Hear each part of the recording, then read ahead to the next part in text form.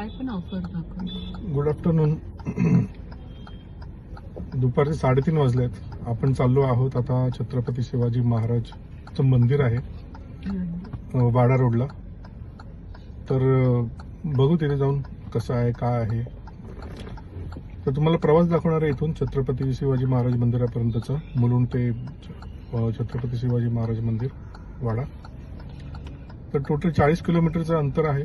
साधारण 1.5-2 तास लागतील पोहोचायला.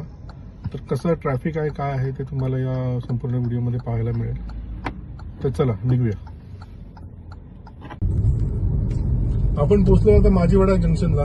लेफ्टला रस्ता जातो घोडबंदरला आणि इथून पुढे जाऊन थोडं राईट मारतो भिवंडी रोड जातो आणि हा सरळ आहे मुंबई नाशिक हायवे. हाच रोड पुढे समृद्धी मार्गाला कनेक्ट होतो आणि पुढे जाऊन नागपूरला जातो.